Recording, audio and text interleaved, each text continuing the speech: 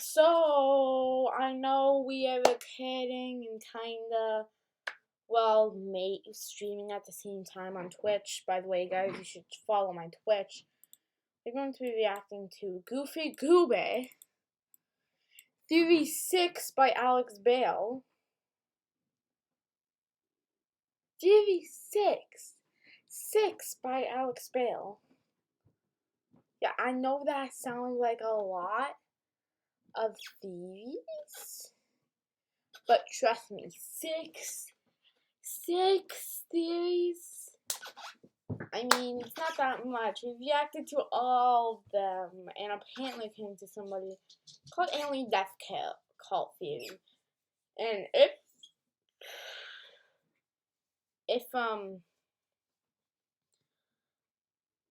Mr. Krabs killing Pale's mother in Theory 4 wasn't already dark enough,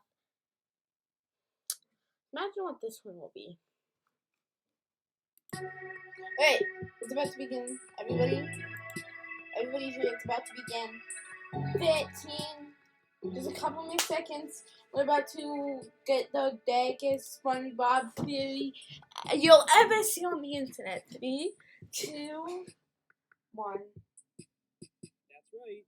You read the title correctly. This is the Goofy Goober Alien Death Cult Theory, and no, I am not joking. This seemingly innocent ice cream parlor is a front for something very sinister. The beloved SpongeBob movie actually has a much darker and tragic meaning to it. I am being 100% serious when I tell you that I think this is my best, most convincing theory yet. And if you thought my evolution theory was dark, well, get ready. This is the Goofy Goober Alien. If you thought the evolution theory was dead, then get ready. Snake. What's a snake have to do with this? So snake. Pedal. Is this a pet of the AIG? Hamster. Beds.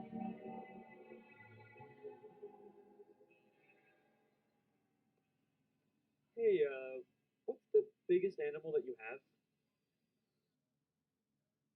Oh boy, Alex has finally lost his mind. Goofy Goober Alien Death Cult Theory? What, did he make that in a random word generator? Trust me, there's actually a lot to this theory. And if anyone's qualified to make it, it's me, considering I made a whole web series about a restaurant being a front for a cult. Here at Pizza Time Pizza, we don't use any preservatives or fake ingredients. Pizza Time Pizza is not a cult. But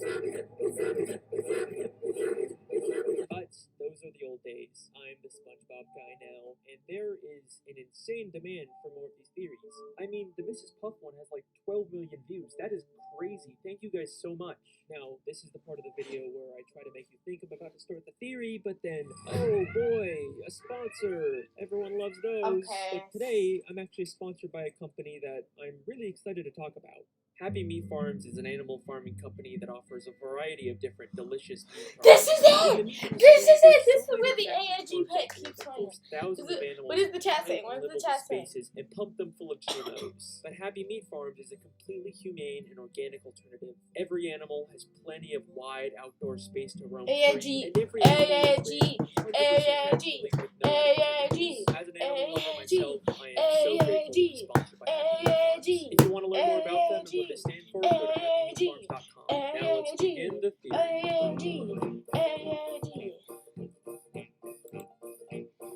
Cult of Goofy Goobers.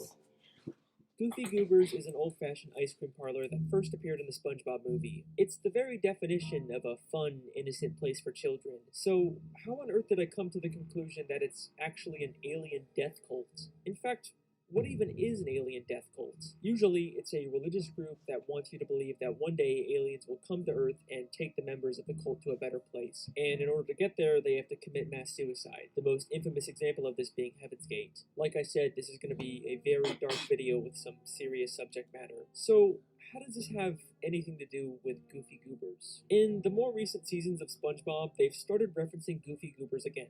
In fact, there's even an episode called The Goofy Newbie where Patrick gets a job there. And it's in this episode when Patrick is watching an employee training video that I first realized there was something more going on here. The story of our ice cream begins with our founder, Reginald Goober, who for some unexplained reason was nicknamed Goofy. In 1842, he headed west in a covered ice cream wagon. He served his warm ice cream on rocks and sticks. From those humble beginnings, Goofy Goober has grown into a multi-billion-dollar business. You know, it's a pretty standard company video. They just want their employees to wash their hands and keep their work area clean. We only ask that you, 1, practice good hygiene, 2, maintain good work habits. Nothing out of the ordinary, except there's one more thing that they want you to do. And 3, believe in extraterrestrials. Pace, hats, and ice cream! Huh. An organization that wants you to believe in aliens. That couldn't be a Heaven's Gate reference in SpongeBob, could it? No, that's crazy. And even if it was, it could just be a random throwaway gag. There's no way Goofy Goobers is actually a cult, right? But then I started to rewatch every appearance of Goofy Goobers, and things took on a whole new meaning. One of the most basic ideas of a cult is that they strip you of your individuality and make you change your entire identity to be about the cult. And that's exactly what Goofy Goobers does. Everyone there wears Goofy Goober uniforms just like a cult. I mean, what other restaurant has not just employees, but customers that always dress up in a specific way? And their theme song that is constantly repeated and reinforced is just the simple line, I'm a Goofy Goober, yeah. You're a Goofy Goober, yeah. We're all Goofy Goober, yeah.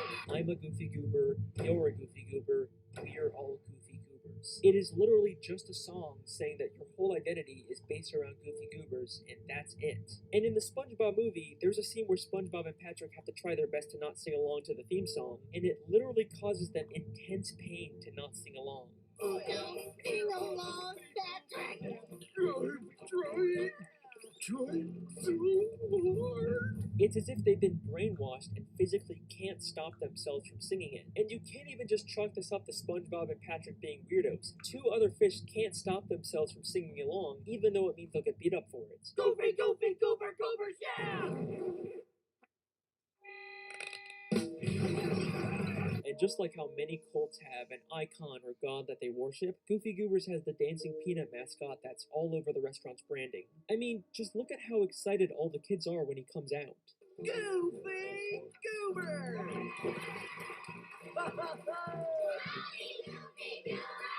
Alright, but just because kids like a mascot doesn't mean that they have some kind of religious worship for them. Well, if you don't believe me, take it from SpongeBob himself. Open your eyes, Patrick! We blow bubbles, we eat ice cream, we worship a dancing peanut for corn's sake! We do not worship him. Patrick, you've been wearing the same Goofy Goober peanut party underpants for 3 years straight! What do you call that? Worship? In the SpongeBob movie video game, there's even a Goofy Goober token that reads, "In Goofy we trust," replacing the word God with Goofy. Things are looking awfully culty, aren't they? Cults will also often create reading material about their beliefs for their followers to read, and Goofy Goobers is no exception to this. In the new SpongeBob spin-off, The Patrick Star Show, we see a Goofy Goober employee reading some kind of book about ice cream. And look at him, he's not busy working, he's choosing to read this in his downtime. I mean, compare him to Squidward, who sometimes reads in his downtime at work. It's not like he's reading about the Krusty Krab. This book looks a lot like it's a doctrine for a cult's beliefs. A major part of how cults get so successful is by getting their followers to give them money. Now, obviously Goofy Goobers charges people for ice cream, but they actually convince their followers to trade their money for a made-up Goofy Goober currency. I don't know what Plankton's paying you, but if you let us go, I can make it worth your while. What is this? That, sir, is $5 Goober dollars. legal tender at any participating Goofy Goobers. This would explain how the Goofy Goober founder, an idiot who sold ice cream on rocks and sticks, turned the company into a multi-billion-dollar franchise. He convinced people to believe that aliens would one day take them to a better place and got them to give him all their money. Another tactic that cults use to indoctrinate people is overloading them with compliments and making them feel special. And that's exactly what Goofy Goobers does to Patrick when he gets a job there. The training video says that they appreciate him. Hello and welcome. As a new Goofy Goober employee, we'd like you to know that we appreciate you. And then his manager says the Dude, exact same what? thing. I'm your manager, and I want you to know that I appreciate you. And then despite Patrick messing up and causing chaos, the manager says it once again. I'll give you another chance tomorrow. If it doesn't work out, I'm afraid you're fired. In a most appreciative way. There is no reason for the manager to be disappreciative of Patrick after all the terrible work he's done. He's just trying to emotionally manipulate him. The tactic is especially effective on vulnerable people like children, and we see this in the Patrick Star Show. Not only did Patrick start eating Goofy Goober ice cream when he was young, and eventually ended up working there and worshiping their god, but this green kid also grew up to become an employee at Goofy Goobers. There's a clear pattern here. Kids who eat the ice cream all eventually join the cult. They are specifically targeting children for indoctrination, but their manipulation goes far beyond just psychological tactics. Trust me, we've just scratched the surface of how far Goofy Goobers will What go do you to mean, just brainwash the its members. surface? Things Dude! are about to get darker. JK! No! I'm not doing this!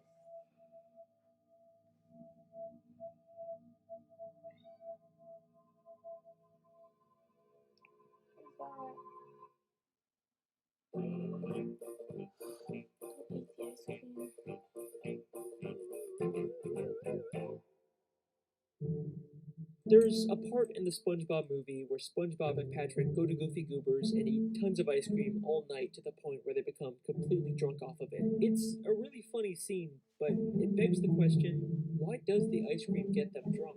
Maybe that's just how ice cream works in the Spongebob universe, and it's the show's way of making a family-friendly alcohol reference. But we've seen other instances where characters eat tons of ice cream and it doesn't have this effect on them. Alright, well, maybe this was just a one-time gag for the movie, and it's not a consistent part of the continuity. But in the season 11 episode called The Cops, we get this scene.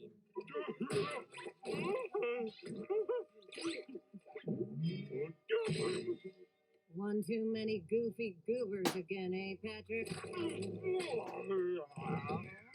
So, another deliberate reference So it's to only Goober Goofy ice cream Goober's having ice a cream weird that makes you alcoholic drunk. effect on people. Is it possible that they put something in the ice cream to make people more open to cult indoctrination? Cults have been known to use drugs to keep their followers obedient and suggestible. One of the most infamous examples of this being Charles Manson, who used LSD to convince his followers of his beliefs. If this is the case with Goofy Goobers, they probably want to make sure everyone there eats as much ice cream as possible, and the Goofy Goober building is actually cleverly designed in a way to ensure that this happens. There are no windows in the entire building, so you can't tell whether it's day or night, and the Goofy Goober clock just has random numbers on it, so it's impossible to keep track of time. Because of this, Spongebob eats ice cream all night and is actually late for work for the very first time. Also, can I point out the fact that the eyes on the clock seem to follow Patrick around in the Goofy Newbie? It's a really creepy and specific detail. What? I mean, we know from the movie that the eyes are usually supposed to be Stop. looking straight ahead, but here they're always watching Patrick, their next target for indoctrination. Now, if the ice cream is what keeps their followers in line, they definitely want to make sure their employees were eating as much as possible. And it turns out, Goofy Goobers actually has a policy about this.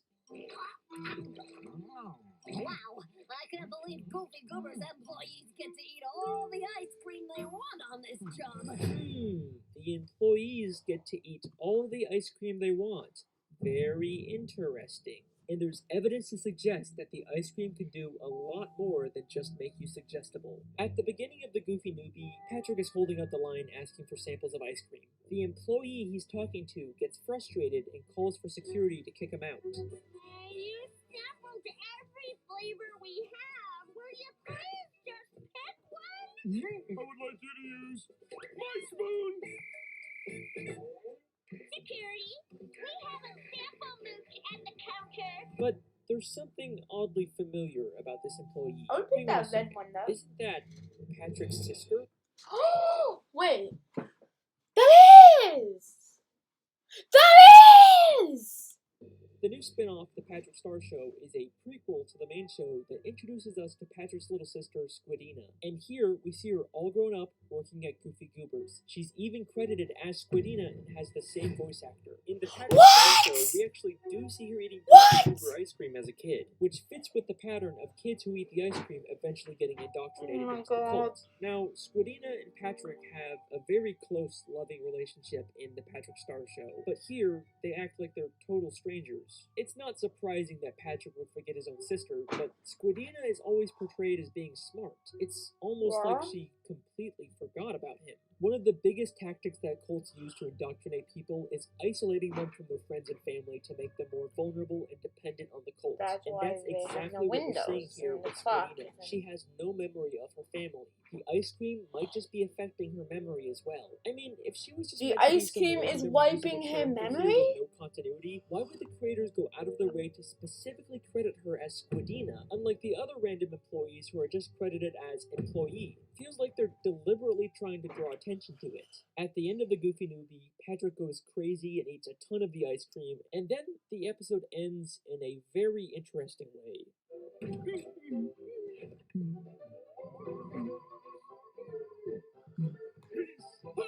An ice cream! Now, I don't think Patrick was actually abducted by aliens. I mean, we see him on Earth in the very next episode, and the UFO has the same fake look as the one in the training video. I think that because of all the ice cream he ate, he now fully accepts the Goofy Goober's beliefs, and it's caused him to hallucinate the UFO. So, at this point, I'd say we can make a very strong case for Goofy Goobers being a cult, but with this realization comes a very dark and tragic new meaning for What the do you mean? Even my dick so the face too is so thick. I cannot handle anything that's thick.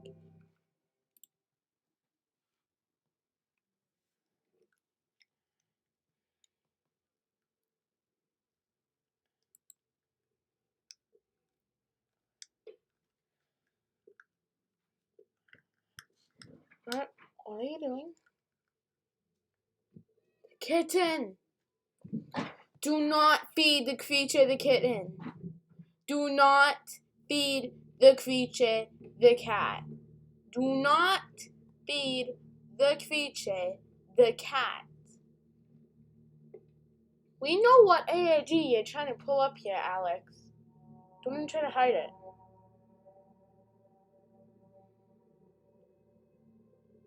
What are you doing? Don't.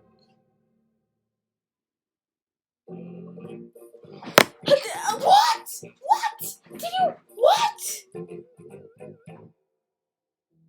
The 2004 Spongebob movie is my favorite thing to come out of the franchise. Masterpiece. It's funny, Cinematic it's emotional, masterpiece. and it encapsulates everything great about SpongeBob. In this movie, SpongeBob goes on a journey of self-discovery and realizes that he doesn't need to change who he is and grow up to fit into society. He just has to embrace his inner kid and be himself.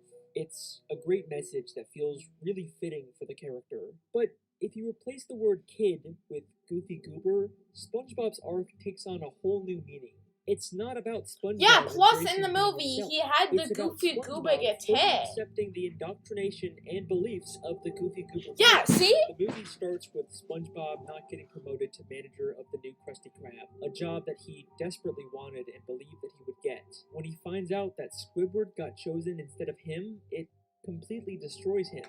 Cults will target vulnerable people who are at extremely low points, and the first place that SpongeBob goes to after having his heart broken is Goofy Goobers. After a night of getting drunk off of ice cream, he becomes resentful of Mr. Krabs and decides to tell him off. I deserve that manager's job, but you didn't give it to me, because you say I'm a kid. Well, I am 100% man, and this man has got something to say to you. In fact, if King Neptune didn't interrupt and try to kill Mr. Krabs, SpongeBob probably would have quit and been fully able to join the cult. SpongeBob and Patrick go on a quest to retrieve Neptune's crown, and it's almost like every obstacle they face along the way is specifically designed to make SpongeBob and Patrick realize the dark truth about Goofy Goobers, but they fail to do so at every turn. So, they first stop at this tough guy bar that's full of men who beat up anyone that isn't manly enough.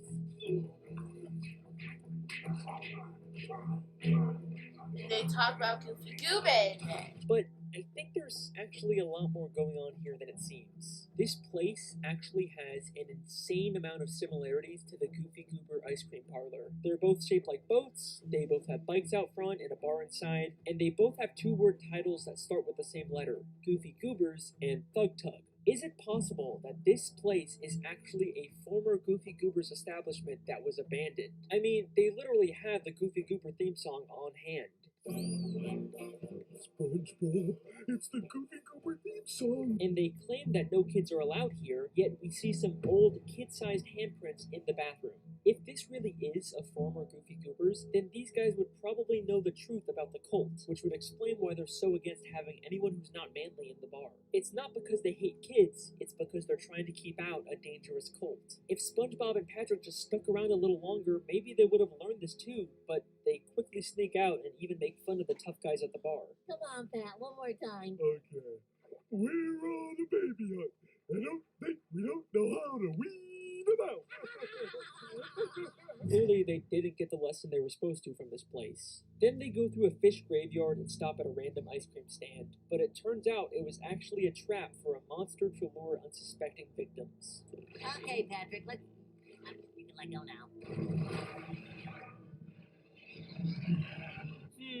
An ice cream store that's a facade for something darker that lures people in and keeps them trapped. It's like the ocean is literally screaming the truth to SpongeBob and Patrick, but they just aren't getting it. But then they reach an obstacle that's just too great for them to pass, and it makes them reevaluate some things about themselves. We're not kids. Open your eyes, Patrick! We worship a dancing peanut for corn's sake!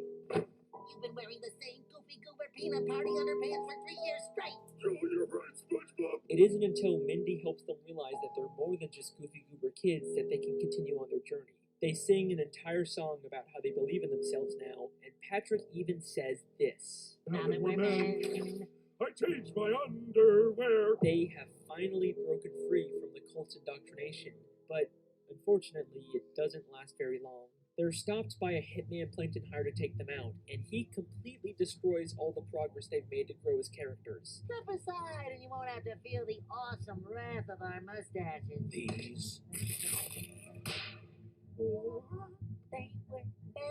Of course they were fake. They end up getting abducted by a scuba diver who, to them, is a terrifying alien from another world, which is an interesting parallel to Reginald Goober being taken by aliens.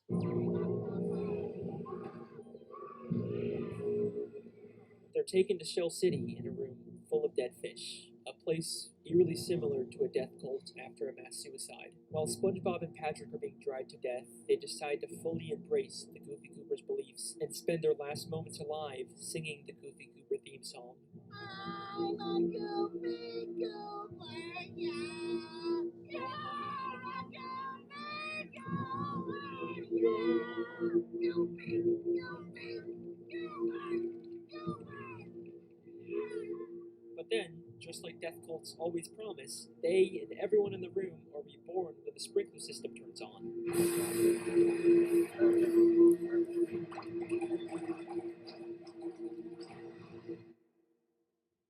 Whew, this is it's getting real dark. Then This we get to the is. climactic finale of the movie. SpongeBob returns to the Krusty Krab, now a changed man.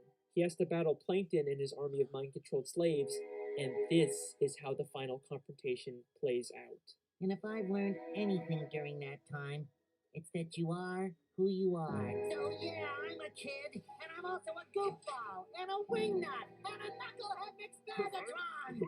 What's going on here? But most of all, I'm... Okay, settle down. I'm... Take it easy. What the scallop? I'm a Goofy Goober. I'm a Goofy Goober. on first watch, this is such a satisfying and cathartic moment for SpongeBob. But in reality, this is the moment that he has gone past the point of no return and becomes a Goofy Goober. Now, this is normally when I pretend like the video was over and then surprise you with a last minute twist, but I don't need to pretend this time. If you think this entire video has been insane rambling and none of this could possibly be intentional, well then just for you, I have saved my best piece of evidence for last.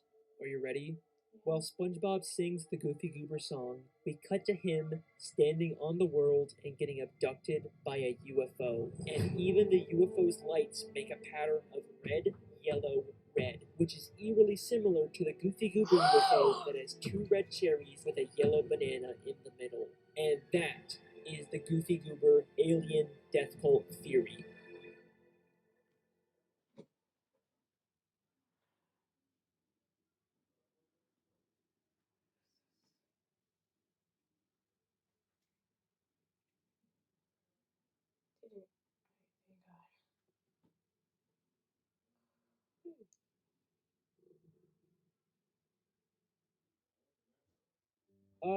Wow. Didn't think I could, make these theories any darker, could ya? Gotta love that good old family-friendly, PG-rated SpongeBob. I am having so much fun making these videos. Don't worry, we've got plenty more on the way. I'm just making SpongeBob stuff from now on. I've been your host, Alex the SpongeBob Guy. Thank you so much for watching. I will see you next time.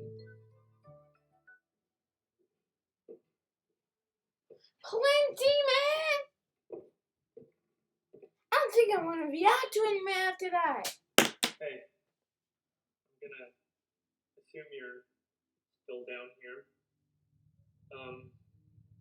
Thought about what you asked, and sorry I just He's gonna cover all of the SpongeBob episodes, all of the seasons, all of the movies. A living animal, like a cat, that's not a line that I'm willing to cross. And if that means you're not gonna give me SpongeBob theories anymore, then so be it. But honestly, man, good luck finding someone else that's gonna be willing to be a part of whatever this weird relationship is between us. Come on, I know you can hear me.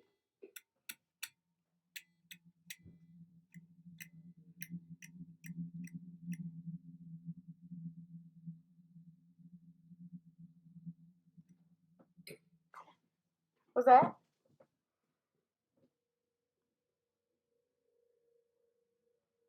Cuckoo! What did you do? The cat! My boy, I took what you brought me. No, but I changed my mind. I didn't give you the cat. You purchased the cat. You brought it to this home. I simply finished the job. No, this is not what I wanted, okay? This isn't worth it. We are fucking done.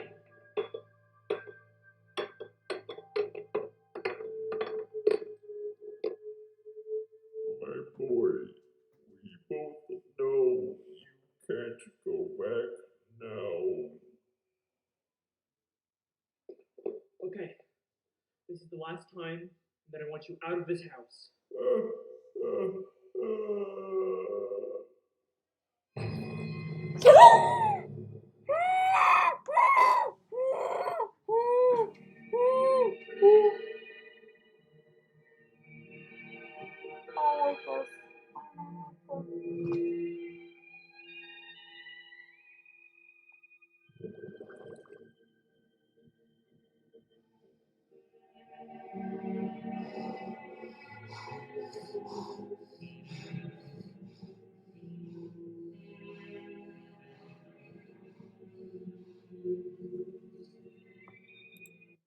I've never seen anything that's